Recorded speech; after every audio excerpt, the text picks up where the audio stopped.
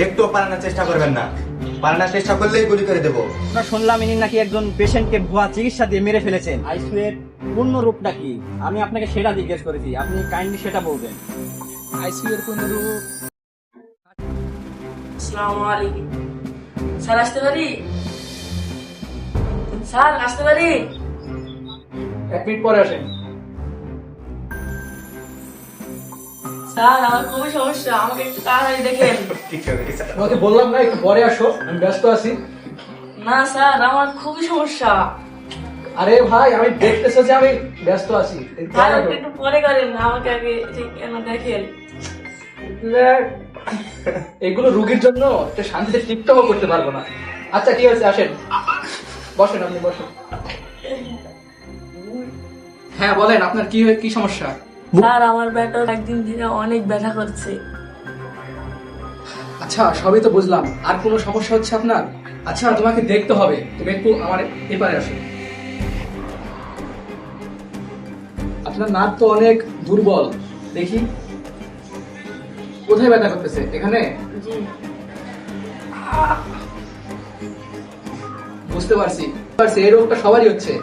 তোমাকে বাঁচানো তো মুশকিল হয়ে যাবে, তোমাকে বাঁচাতে হলে এখনই অপারেশন করতে হবে, তোমাকে এখনই অপারেশন থিয়েটারে নিতে হবে।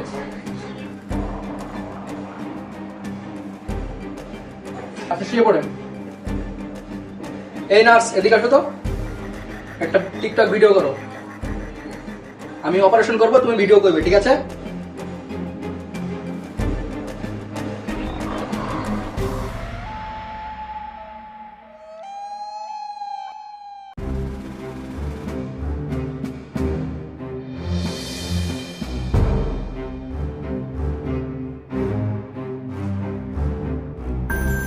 একটু নড়াচড়া হবে না।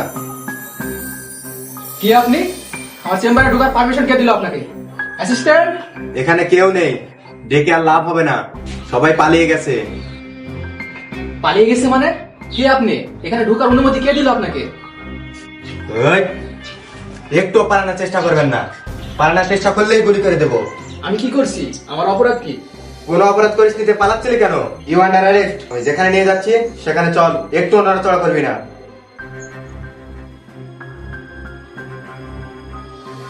স্যার চারিদিকে তো তোলপাড় সৃষ্টি হয়ে গেছে, ইনি একজন ভুয়া ডাক্তার, একজন রুগীকেও মেরে ফেলেছে। এটা কি সত্যি? এই ঘটনা কি সত্যি? স্যার একটু যদি বলতেন, যদি ক্লিয়ার করতেন। বাংলাদেশের একটা বড় হসপিটালে ইনি বসেন, এটা কিভাবে সম্ভব স্যার? যদি আমাদের একটু ক্লিয়ার করতেন। স্যার এই অপরাধীকে আপনারা কিভাবে ধরলেন? আমাদের সিআইডি টিম অনেকদিন ধরে অভিযান চালানোর পর এই ভুয়া ডাক্তারকে ধরতে সক্ষম হয়েছি। আমরা অনেকদিন ধরে আমরা অনেক পরিশ্রম করেছি, আমাদের পুরো টিম এই ভুয়া ডাক্তারকে লক্ষ্য করে রেখেছিল। স্যার আমরা শুনলাম ইনি নাকি একজন পেশেন্টকে ভুয়া চিকিৎসা দিয়ে মেরে ফেলেছেন, এটা কি সত্যি? এ সম্পর্কে আপনি কি জানেন যদি একটু বলতেন। হ্যাঁ, এটা সত্য ঘটনা। আমরা এই বিষয়ে তদন্ত করতে গিয়ে এই ভুয়া ডাক্তারের সব অপকর্ম আমাদের কাছে কাছের মতো পরিষ্কার হয়ে গেছে। সে একজন সত্যি ভুয়া ডাক্তার। স্যার যে রুগীটা মারা গেছে, এই রুগীটার পরিবারের সাথে কি আপনাদের কথা হয়েছে? হ্যাঁ, ওই রোগীর পরিবারের সাথে আমাদের কথা হয়েছে। তারা আমাদের জানিয়েছে সে একজন সামান্য গ্যাস্ট্রিকের রোগী ছিল, তার পেটে সামান্য ব্যথা হচ্ছিল। সে এই পেটের ব্যথা নিয়ে ডাক্তারের কাছে গেলে ডাক্তার তাকে অপারেশন করার জন্য জানিয়েছিলেন। সে অপারেশন থিয়েটারে নিয়ে গিয়ে ডাক্তার ভুল চিকিৎসার কারণে অপারেশন থিয়েটারেই রোগীটি মারা যায়। আমাদের এটুকুই তারা জানিয়েছে। চারিদিকে কথা বলা বলি হচ্ছে যে আপনি একজন নাকি ভুয়া ডাক্তার, আপনি রোগীদেরকে ভুয়া চিকিৎসা দিয়ে রোগীদেরকে মেরে ফেলেন। এই বিষয়টা কি আমাদের একটু ক্লিয়ার করবেন? আর আপনি একজন ভুয়া ডাক্তার না সত্যিকারের ডাক্তার, এই বিষয়টা আমাদের একটু ক্লিয়ার করবেন। আপনি একবার ভেবে দেখেন, আমি যদি ভুয়া ডাক্তার হই, বাংলাদেশের সবচেয়ে বড় হসপিটাল, সেখানে আমি কিভাবে বসবো? এটা কি আপনারা একবার ভেবে দেখেছেন? আপনারা আপনি নিজেকে একবার প্রশ্ন করেন, আমি যদি ভুয়া ডাক্তার হইতাম তাহলে ওখানে কিভাবে আমি যাইতে পারবো? না, সেটা ঠিক আছে, কিন্তু আপনি যে একটা ভুয়া চিকিৎসা দিয়ে একজন পেশেন্টকে আপনি মেরে ফেলেছেন, এই বিষয়টা আসলে আমাদের একটু বলবেন। আসলে সেই রোগীটার অনেক সমস্যা ছিল, সেজন্য আমি তাকে বলেছিলাম তাড়াতাড়ি আপনার অপারেশন করতে হবে, অপারেশন না করলে ভালো হবে না।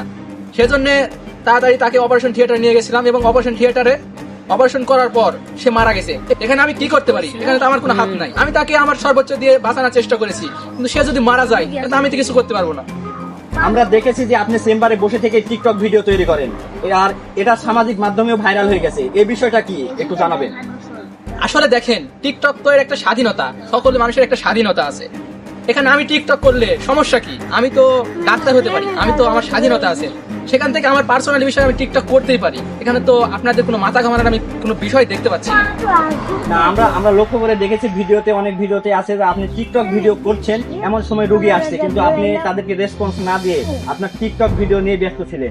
এরকম অনেক ভিডিও আমরা দেখেছি। আসলে এই বিষয়টা কি আপনার ঠিক হয়েছে কিনা ভুল হয়েছে একটু জানাবেন। আসলে একজন ডাক্তারের পক্ষে কি এগুলো করা সম্ভব? সবসময় এগুলো যদি করা সম্ভব থাকে? আসলে আপনাদের কি বলবো, আপনাদের বললে বোঝানো যাবে না, ঠিক আছে? এখানে হ্যাঁ আমার ভুল হয়েছে, এটা আসলে ঠিক না। তারপরও আসলে এটা আপনি ঠিক করেননি, কারণ আপনি একজন বড় মাপের একজন ডাক্তার হয়ে আপনি কিভাবে এই কাজটা করতে পারেন? আমি ঠিক করেছি কিনা সেটা আমি বলবো, সেটা আপনাকে অত মাথা ঘামানো লাগবে না, ঠিক আছে? আচ্ছা ঠিক আছে, আমি মানলাম আপনার কথাটা, কিন্তু আমি আপনাকে বেশ কয়েকটা প্রশ্ন করতে চাই, এই প্রশ্নগুলোর আপনি জবাব দেবেন। অবশ্যই আপনি যেগুলো প্রশ্ন করবেন আমি সেগুলো সকল প্রশ্নের উত্তর দিব, আপনি প্রশ্ন করেন। আসলে আপনি কি ডাক্তার, কিসের উপর বিশেষজ্ঞ আপনি একটু বলবেন? আমি এমবিবিএস ডাক্তার, আমি গাইনি ডিপার্টমেন্ট থেকে ডিগ্রি অর্জন করতেছি।